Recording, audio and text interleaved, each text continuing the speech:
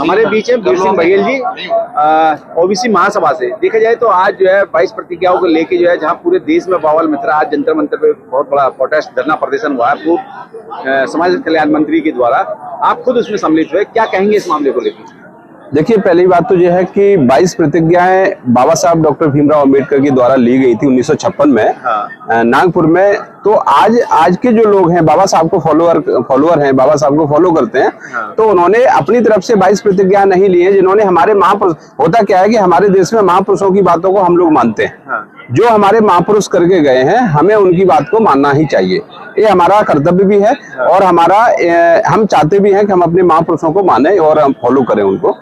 सब लोग मानते हैं। जिन लोगों को हर ग्रंथ है, हमारे धार्मिक ग्रंथ है, धार्मिक ग्रंथों में भी जो जिसके लिए लिखा गया है तो उसको फॉलो कर रहे हैं। तो हमारे महापुरुष ने जो हमारे लिए लिखा है 22 प्रतिज्ञाएं उन्होंने ली है। अभी तो राजेंद्र पाल गौतम जी ने नहीं लिए, ये पूरा देश आज 80% 85% लोग SC ST OBC के लोग, सभी को बौद्ध धर्म में आना चाहिए। और बौद्ध धर्म में जो अपने धर्म का जो उसमें जो 22 प्रतिज्ञा वाली बात नहीं है, बात यह है कि जो बौद्ध धर्म का रूल होगा हम उसको फॉलो करेंगे।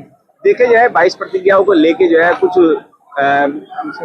शंकराचार्य या दूषित मानसिकता के लोग ही कहेंगे उनको कि कहीं ना कहीं वो जो है एक विधायक मंत्री को जो है गर्दन काटने के लिए 50 लाख रुपए तक की सुपारी की जो है घोषणा कर देते हैं। ऐसे लोगों के खिलाफ देश में गृह मंत्री या सरकारें कार्रवाई नहीं करती, क्या? देखिए व्यवस्थाएं कुछ ऐसी बना रखी है हमारे देश में। मैं आपको एक बात बता देना चाहता हूँ, जो भी व्यक्ति किसी भी व्यक्ति के ऊपर अगर अनलीगल काम करता है, चाहे 50 लाख रुपए का वारंट रखता है, चाहे 1 रुपए का रखता है, अगर उसके ऊपर सरकार कोई कार्रवाई नहीं करती तो बहुत बड़ा दुर्भाग्य है हमारे देश का।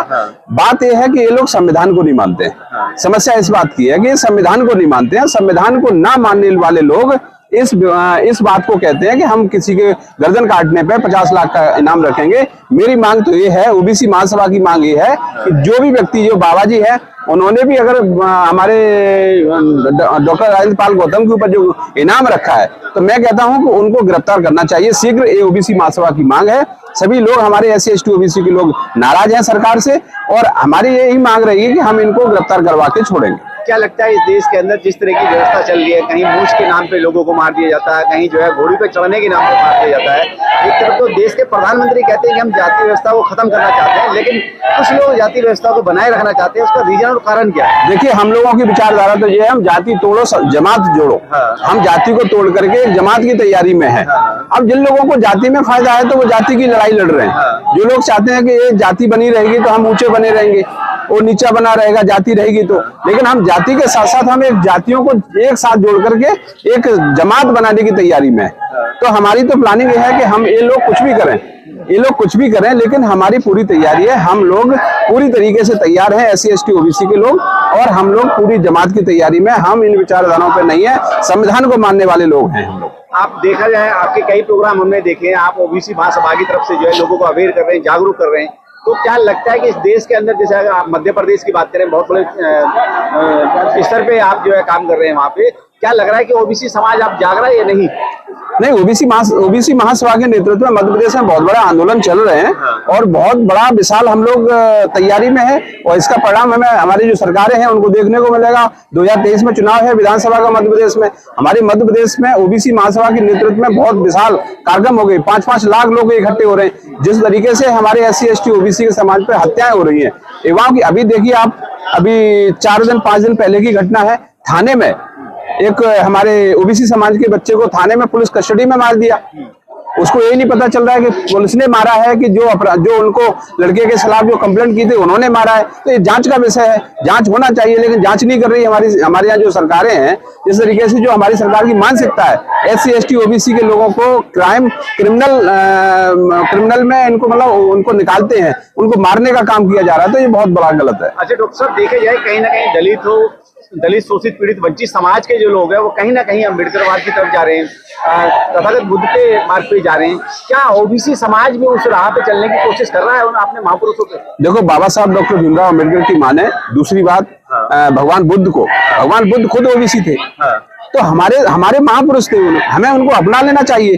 जो महापुरुष हमसे दूर चले गए, किसी षड्यंत्र के कारण है उनको दूर कर दिया गया, तो हम लोगों की पूरा प्रयास है, ओबीसी महासभा, पूरे ओबीसी महासभा के नेतृत्व में और ओबीसी समाज पूरा हम भगवान बुद्ध के शरण में जाएंगे और पूरे लोग भगवान बुद्ध के शरण में जाकर के देश पूरा बौद्धमय बनाएगा। इस देश के अंदर देखे जाए 50% ओबीसी कम्युनिटी है, लेकिन उसका हकमारी जो है 3.5% कम्युनिटी के लोग कर रहे हैं, फिर भी जो है लोग नहीं जाग रहे। क्या इस देश के अंदर ओबीसी समाज की जो कम्युनिटी है वो अभी रो पाएगी, जाग पाएगी अपनी नींद? एक्चुअली क्या है कि सिस्टम में कुछ ऐसा बदलाव किया हुआ है, सिस्टम को ऐसा दिमाग में ठूंस रखा है, तो सिस्टम से बाहर आने में थोड़ा समय लग रहा है। हम लोग लगातार प्रयास कर रहे हैं मीटिंगों के माध्यम से, घर घर जाने के माध्यम से, कि हम लोग अपने ओबीसी समाज को ऐसे रास्ते पर ला करके खड़ा करेंगे जिसमें हमारा ओबीसी समाज एक अच्छा संगठित होकर के अपने हक और अधिकार के प्रति जागरूक होगा।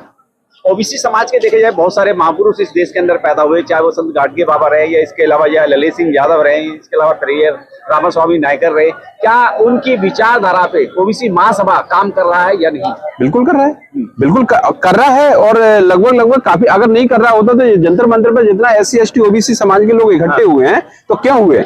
ये जंतर मंतर पे आप देखिए कंटिन्यू डेली प्रदर्शन होते हैं ओबीसी समाज के, SC समाज के, तो ये कहीं ना कहीं जागरूकता है। और आगे भी समय में जल्दी से जल्दी, अब वो समय नहीं बचा है कि जो हम डिले हो रहे हैं, लगातार हमारे लोग जागरूक हो रहे हैं और लगातार हम लोग प्रयास करेंगे। ओबीसी महासभा के नेतृत्व में सभी लोग हम जागेंगे। मध्य प्रदेश के अंदर 67% यानी कि 67% ओबीसी लोग हैं, लेकिन उनके हक अधिकार की बात की जाए तो वहाँ 0 है। क्या मध्य प्रदेश से शुरुआत हो सकती है बदलाव? देखिए, बिल्कुल शुरुआत हो चुकी है साहब। आज से 2 साल पहले से ओबीसी महासभा ने एक इतना बड़ा वहां पर ट्रेंड चलाया हुआ है कि प्रत्येक व्यक्ति ओबीसी महासभा की तरफ भाग रहा है। वहां की सरकार की नींद हराम है, वहां की सरकारों के जो काम तौर तरीके हैं वो पूरी तरीके से फेल है और हमारा ओबीसी समाज पूरी तरीके से हावी है और वो लोग बौखलाए हुए हैं, तभी वो हम लोगों को जेल में भिजवाते हैं। अभी हमारे एक साथी का उसका एक बारात घर तोड़ा है छतरपुर में, तो एक कहीं ना कहीं एक आडंबर जो इस तरीके से बनाया हुआ है सरकारों ने ओबीसी समाज को, जो अपने कब्जे में किया हुआ है, हम लगातार उनको छुड़ाने का काम करेंगे। क्या लगता है कि आज जिस तरीके से आप जो है ओबीसी महासभा की तरफ से जो है जंतर मंतर पे जो है राजेंद्र पाल गौतम जी के समर्थन में आए, क्या ओबीसी महासभा निरंतर इस तरीके से समर्थन देती रहेगी? लगातार हम लोग लगातार मेहनत करेंगे और हम SC ST ओबीसी की सभी साथियों को लेकर के अपने हक और अधिकारों के प्रति जागरूक हैं और आगे भी हम इस तरीके से प्रदर्शन करते रहेंगे। देखा जाए ओबीसी समाज इस समय जो है कहीं ना कहीं एक धर्म की चादर ओढ़ के सोया हुआ है गहरी नींद में, उसको अगर जगाने की बात की जाए तो क्या संदेश देना चाहेंगे? ऐसे संदेश यही है हमारा, जो भी लोग अगर इस तरीके की मानसिकता में डले हुए हैं, हम उनका लगातार प्रयास यही करेंगे कि जो चादर में वो अपनी चादर में ओढ़े हुए हैं, उस चादर को हम धीरे धीरे पूरी खत्म कर देंगे और जो भी व्यक्ति है इंसान को इंसान बना के छोड़ेंगे। हम इंसान को हैवानियत नहीं बनाना देना चाहते हैं।